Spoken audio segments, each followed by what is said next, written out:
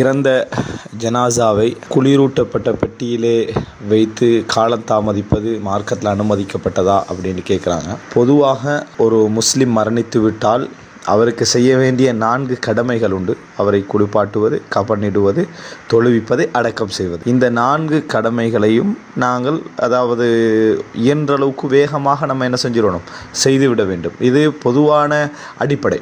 இதில் நேரடியாக ஒரு செய்தி வர வேண்டிய அவசியம் இல்லை. பொதுவான ஒரு அடிப்படை. ஏன்னா ஒரு மூமினுக்கு 4 கடமையை நம்ம செய்யணும் மௌத்தாகினு சொன்னால் அப்போ அடுத்தடுத்த கடமைகளை செய்யணும்.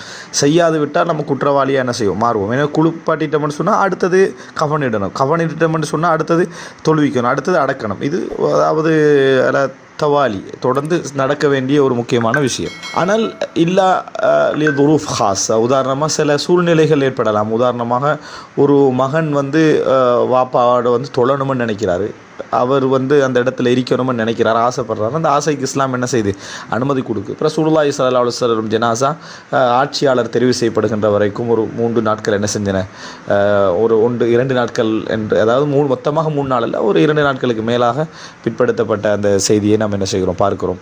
இப்படி சில நியாயமான காரணங்களுக்காக வேண்டுமென்றால் என்ன செய்யலாம், நாங்கள் அந்த மாதிரி பிற்படுத்துவதற்கு மார்க்கத்தில் அனுமதி இருக்குது. இப்போ இந்த அடிப்படையில் ஒரு ஜனாசா, ஒரு குற்றம், ஒரு விஷயம் கன்ஃபார்மாக நடந்தது, ஒரு குற்றம் நடந்தது என்றதை நிரூபிக்கிறதுக்காக வேண்டி அந்த ஜனாசா பாதுகாக்கப்பட வேண்டிய ஒரு நிலை இருக்குமாக இருந்தால் இன்றைக்குள்ள ஒரு முறைமையாக அந்த குளிரூட்டப்பட்ட பெட்டியில் வைக்கிறது தான் என்ன செய்யுது, இன்றைக்கு ஒரு முறைமையாக இருக்குது. அதுபோல் சில பொழுதுகளில் காலநிலை, தட்பவெட்ப நிலையுடைய மோசமான நிலை காரணமாக அந்த ஜனாசா ஒரு நோயில் இருந்தால் அது அவசரமாக ஒரு மாறுற நடை அடையலாம். எனவே அதில் பாதுகாத்து வச்சு தான் அந்த மற்ற காரியங்களை செய்ய வேண்டியிருக்கின்ற சொன்னால் அது என்ன செய்யலாம். ஜனாசா சில போதில் குளிரூட்டப்பட்ட பெட்டியிலே வச்சு குளிப்பாட்டுற இது என்ன செய்யும், நடக்கும்.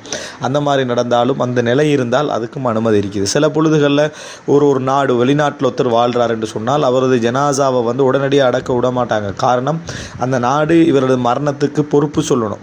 பொறுப்பு சொல்லணும்னு சொன்னால் கட்டாயம் அந்த நாட்டுடைய தூதரகத்தோட தொடர்பு கொண்டு அந்த தூதரகத்தில் அவருக்கு பொறுப்பால், பிள்ளையோ மனைவியோ அல்லது கணவரோ இவருடைய ஜனாசாவை இந்த இடத்துல அடக்கிறதுக்கு நாங்கள் அனுமதி தாரோம் அப்படி என்கின்ற அந்த உரிமையை அவர் என்ன செய்யணும், சொல்லணும்.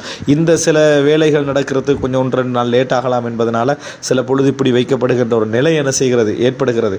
அதில் ஏற்படக்கூடிய தோய்வுகளுக்கெல்லாம் அவர்கள் பொறுப்பு. ஆனால் அந்த நிலை, அந்த செயல்பாடுகள் நியாயமானது. எனவே இதன் காரணமாக அப்படி ஒரு வைக்க வேண்டிய ஒரு நிலை வந்தால் மார்க்க ரீதியாக அதில் எந்த விதமான தடையும் இல்லை. ஆனால் தேவையில்லாமல் ஒரு பள்ளியில் ஒரு ஃப்ரிட்ஜை ரெடி பண்ணி வச்சு மௌத்தாயினோட உடனே சும்மா கொண்டு அதில் போடுறது, கொஞ்சம் காலத்துக்கு விட்டு வைக்கிறது, இந்த மாதிரி நடக்குமாக இருந்தால் நிச்சயமாக அது இந்த சரியாவுடைய பொதுவான அடிப்படை கிடைக்கிறது முரணான ஒரு செய்தி. அதல்லாமல் தேவை நிமித்தம் இந்த மாதிரி நடக்குமாக இருந்தால் மார்க்க ரீதியாக தவறில்லை.